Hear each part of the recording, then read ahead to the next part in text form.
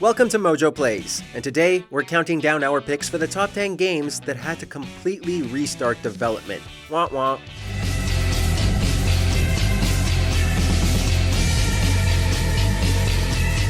No one ever has to see the antagonizer again. Just please, let me have another chance.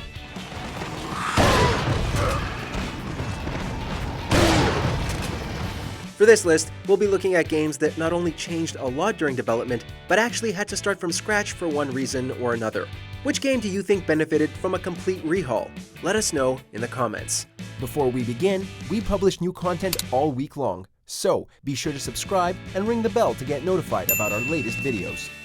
HalfLife.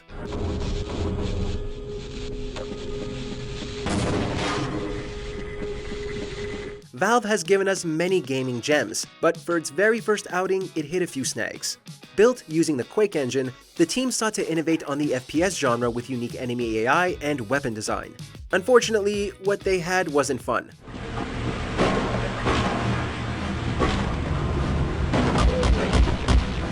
Levels didn't fit well together, enemies could only be fought in the exact right way, and technical bugs appeared throughout. Instead of fixing what they weren't happy with, the developers chose to restart and rework every level. Valve took aspects it liked and put them into a prototype level, then based every subsequent level around this prototype. Although Half-Life took a year longer than planned, we'd say it was well worth it.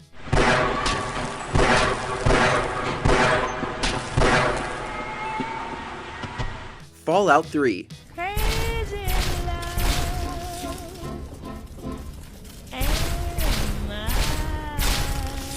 Bethesda's Golden Child is a wonderful blend of RPG and FPS, but it was almost quite different. The first two entries in the series were developed by Black Isle Studios, and leaned much more into the RPG genre.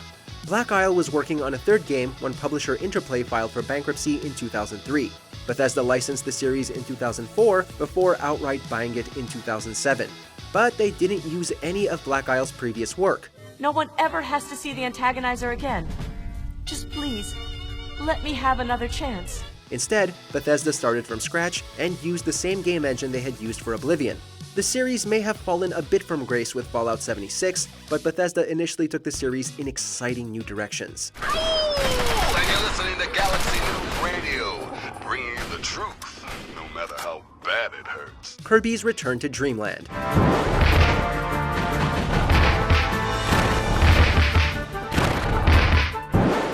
Although you might not expect a Kirby game to take long to develop, this Wii entry took over a decade to release. After the release of Kirby 64 in 2000, Nintendo immediately started development on another mainline game. The first version was shown at E3 2005 and would have included 4-person simultaneous gameplay, but problems with programming the multiplayer led to its cancellation.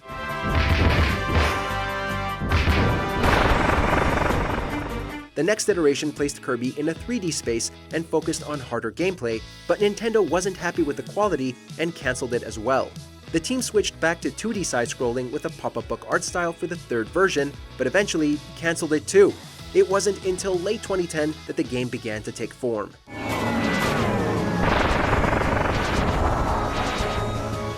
Mother 3.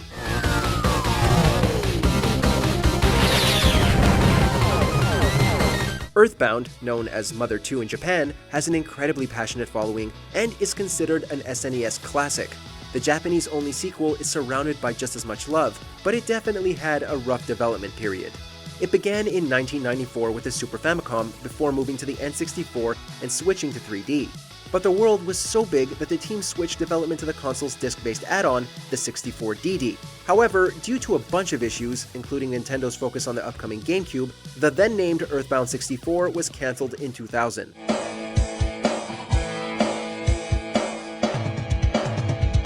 Fortunately, Nintendo revived it in 2003, but for Game Boy Advance, keeping story elements but returning to the franchise's 2D roots. Unfortunately, Mother 3 has yet to be released outside Japan, save for a fan translation.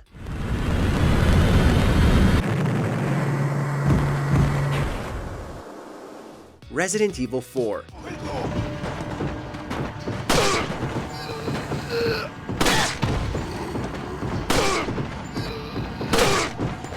A funny thing happened on the way to one of the best horror games ever made.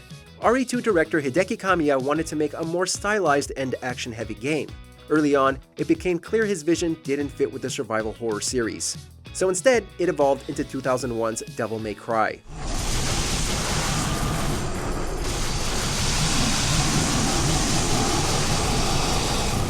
But Capcom didn't abandon RE4.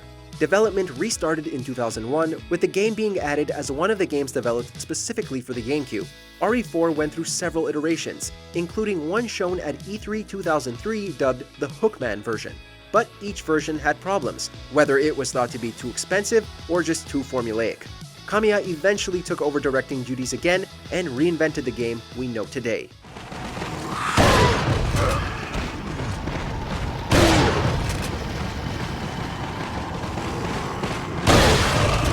Final Fantasy XV.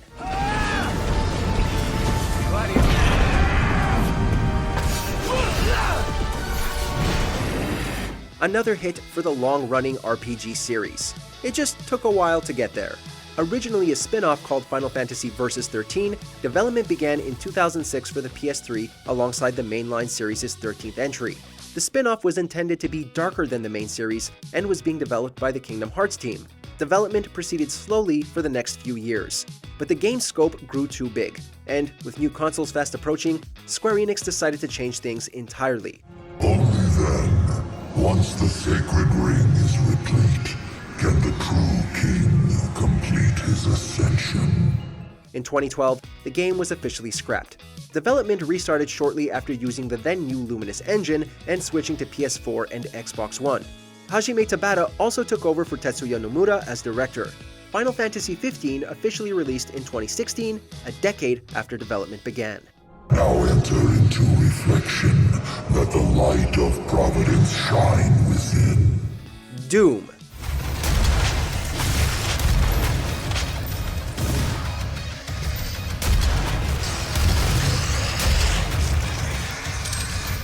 Doom had quite the hiatus between 2004's Doom 3 and the now legendary revival, but there's a good reason for it. In 2008, developer id Software announced Doom 4. The sequel was set to take place on Earth with a more realistic tone akin to the Call of Duty series. However, an expose by Jason Schreier in 2013 uncovered its troublesome development.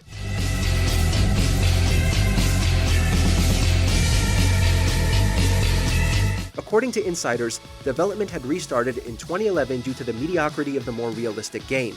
Although the project continued to suffer from mismanagement after the reboot, it wasn't until 2014 when the game got back on track and a teaser trailer was shown at E3. 2 years later, the game would finally release to critical acclaim. Demonic presence at unsafe level. Lockdown in effect.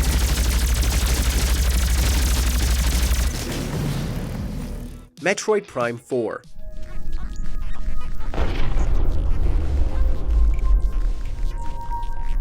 With every new Nintendo Direct, this one stings a little more. The Metroid Prime trilogy is one of Nintendo's modern crowning achievements, and it made developer Retro Studios an impressive subsidiary. So when a fourth game was announced at E3 2017, fan excitement went through the roof. Although Bandai Namco was taking over development, a new Metroid game is always grounds for celebration.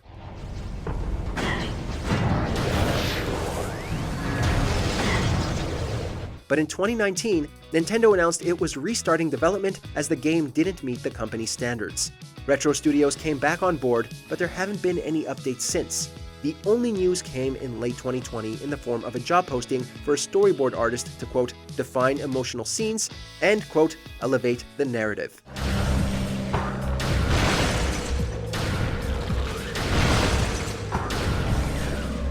Resident Evil 2. Here. Take this key card. You should be able to unlock the doors in the hall with this. Now go. Resident Evil 4 wasn't the only game in the series to restart development. 1996's Resident Evil was a massive hit for Capcom, and work on a follow-up began immediately after. But a sequel brought many issues in the eyes of supervisor Yoshiki Okamoto. With around 70% of the game complete, Okamoto felt the story and writing were uninteresting, and its neon, brightly lit environments didn't fit well with the survival horror genre. Look, Ada, as an officer, it's my job to look out for you. But we're not going to get through this alive if we don't work together, okay? Along with director Hideki Kamiya and producer Shinji Mikami, Okamoto decided to cancel Resident Evil 2 mere months before its 1997 release. Development restarted essentially from the ground up, and Capcom reworked the plot, characters, gameplay, and environments. However, the final version that was released in 1998 showed the changes were well worth the wait.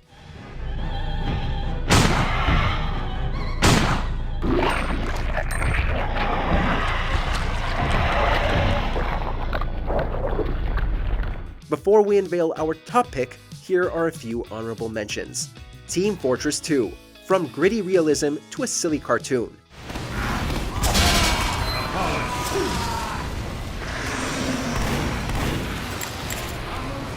Duke Nukem Forever. Maybe they should have let this one stay dead.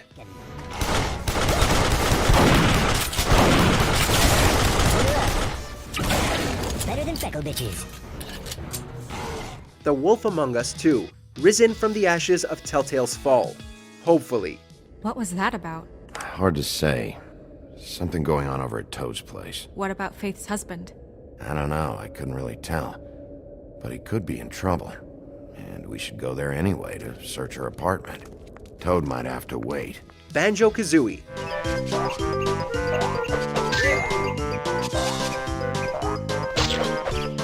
Few games exist that look less like their initial state than Banjo-Kazooie. Rare's classic 3D platformer began its life as Project Dream, an isometric fairy tale RPG meant for the SNES. The project was announced in 1995 and focused on Edson, a young boy who had run-ins with pirates. Project Dream dropped Edson and the fantasy theme after development moved to the N64.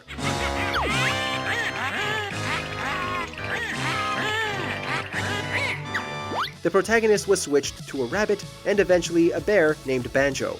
The team then dropped the RPG focus in favor of a 2.5D platformer. But when they saw Super Mario 64, they scrapped everything they had to develop a new game inspired by the N64's launch title. They still kept Banjo, but all in all, Banjo-Kazooie went through 4 different development periods before release.